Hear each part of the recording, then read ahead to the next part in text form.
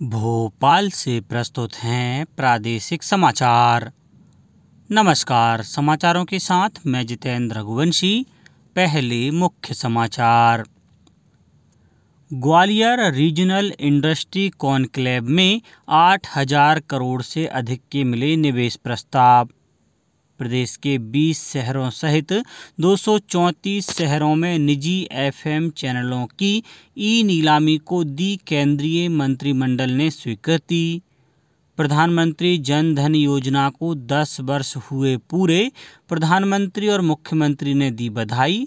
और पेरिस में para Olympic की हुई शुरुआत, भारत का 84 सदस्यीय दल हुआ शामिल। अब समाचार विस्तार से। ग्वालियर में कल रीजनल इंडस्ट्री कॉन्क्लेव में 8,000 करोड़ रुपए से अधिक के निवेश प्रस्ताव प्राप्त हुए, जिससे करीब 35,000 रोजगार के अवसर सृजित होंगे। कॉन्क्लेव में अडानी समूह द्वारा 3,500 करोड़ के गुना और शिवपुरी में प्रोजेक्ट, रिलायंस समूह सहित अन्य बड़े उद्योगपतियों से निवेश के प्रस्ताव प्राप्त हुए। इस अवसर पर मुख्यमंत्री डॉक्टर मोहन यादव ने 6 स्थानों पर 28 इकाइयों का लोकार्पण और भूमि पूजन किया। कॉन्क्लेव में 120 इकाइयों को आशय पत्र जारी कर 268 एकड़ भूमि आवंटित किए जाने को स्वीकृति मिली। इसके अलावा सूक्ष्म, लघु एवं मध्यम विभाग के तहत 19 इकाइयों के लोकार्पण और भूमि पूजन भी किए गए। इस अवसर पर मुख्यमंत्री ने मुरैना के औद्योगिक क्षेत्र सीतापुर और बामोर में फायर स्टेशन की स्थापना करने की घोषणा की। उन्होंने 4 नए औद्योगिक पार्क ग्वालियर, शिवपुरी, गुना और मुरैना जिले में बनाए जाने की घोषणा की। राजमाता विजयाराजे सिंधिया कृषि विश्वविद्यालय में आयोजित कॉन्क्लेव में देश और दुनिया भर के औद्योगिक प्रतिनिधि एवं निवेशकों ने हिस्सा लिया। मुख्यमंत्री डॉक्टर मोहन यादव ने निवेशकों के साथ महत्वपूर्ण 1-to-1 चर्चा भी की। इस अवसर पर केंद्रीय मंत्री ज्योतिरादित्य सिंधिया ने मुख्यमंत्री को धन्यवाद देते हुए कहा कि ग्वालियर अंचल इतिहास से ही एक औद्योगिक केंद्र रहा है और मुख्यमंत्री डॉक्टर यादव ने ग्वालियर को फिर से उस शिखर पर पहुंचाने का संकल्प लिया है।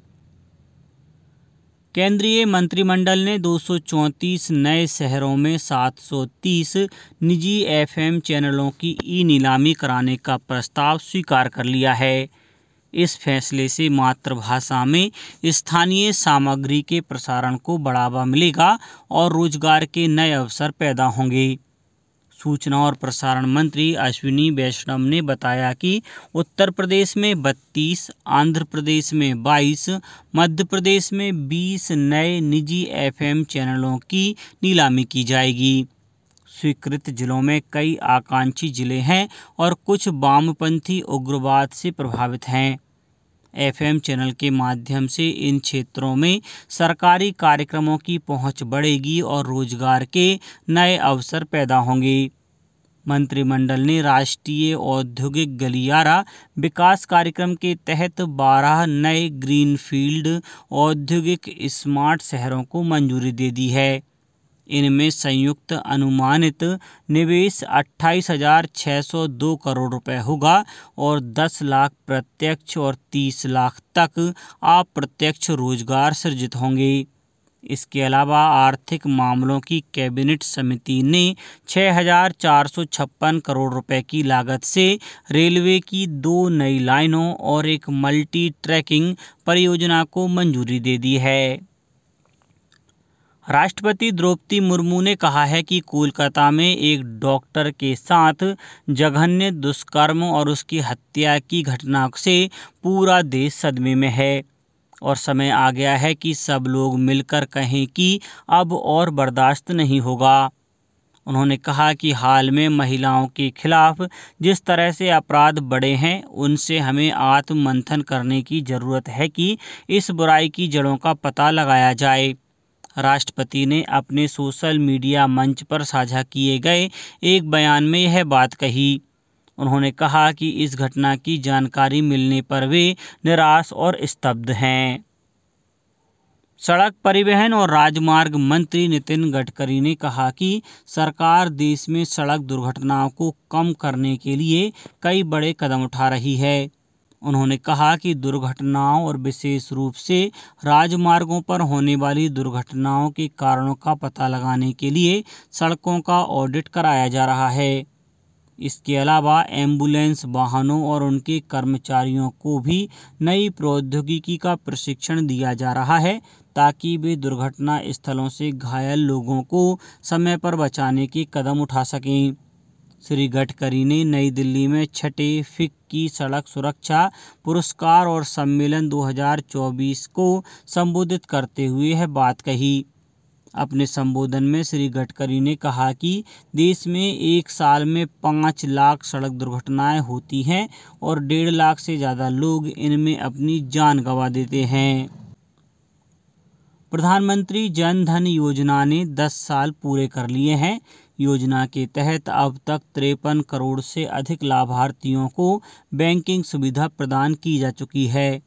इस अवसर पर प्रधानमंत्री नरेंद्र मोदी ने सभी लाभार्थियों को बधाई दी है और इस योजना को सफल बनाने वालों को धन्यवाद दिया है। प्रधानमंत्री ने कहा कि जन धन योजना ने वित्तीय समावेशन को बढ़ावा देने और करोड़ों लोगों, विशेषकर महिलाओं, युवाओं और हाशिए पर रहने वाले समुदायों को सम्मान देने में महत्वपूर्ण भूमिका निभाई है।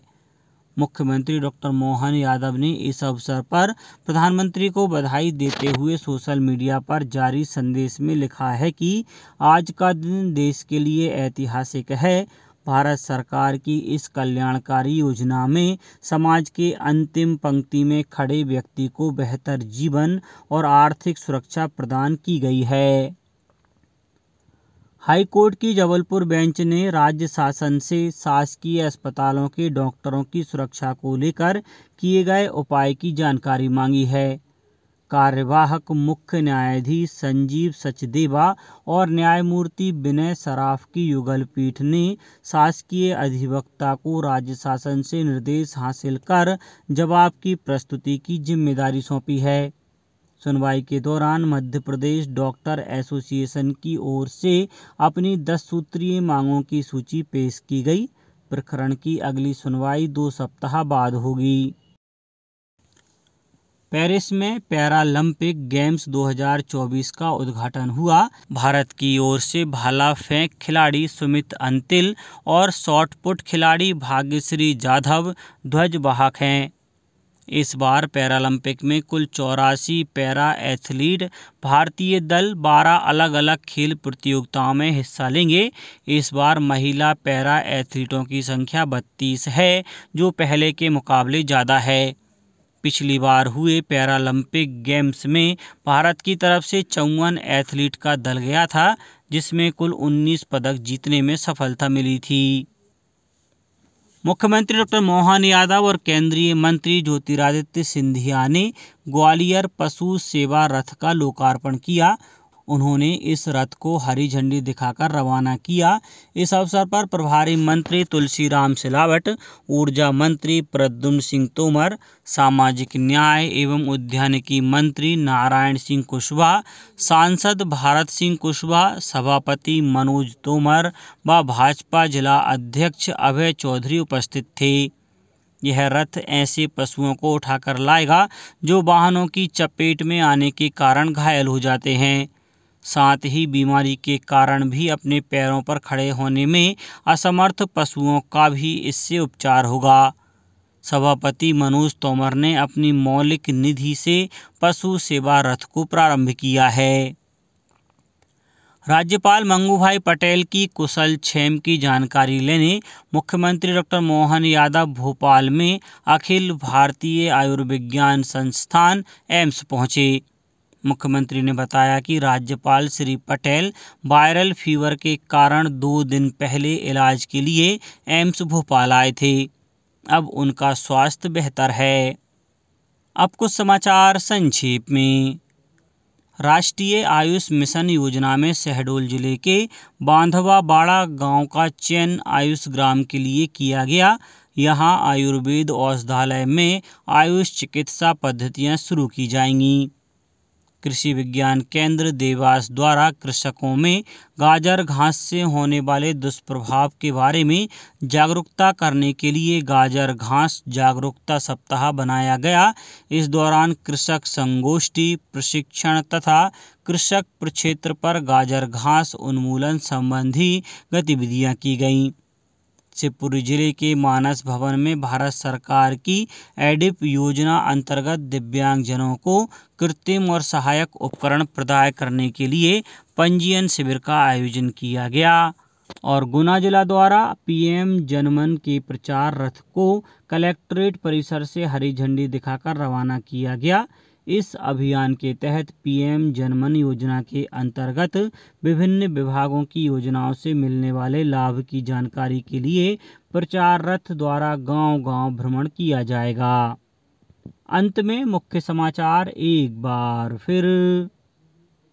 ग्वालियर रीजनल इंडस्ट्री कॉन्क्लेव में 8,000 करोड़ से अधिक के मिले निवेश प्रस्ताव। प्रदेश के 20 शहरों सहित 234 शहरों में निजी एफएम चैनलों की ई नीलामी को दी केंद्रीय मंत्रिमंडल ने स्वीकृति। प्रधानमंत्री जन धन योजना को 10 वर्ष हुए पूरे, प्रधानमंत्री और मुख्यमंत्री ने दी बधाई। और पेरिस में पैरा ओलंपिक की हुई शुरुआत, भारत का 84 सदस्यीय दल हुआ शामिल। आज के इस बुलेटिन में बस इतना ही। नमस्कार।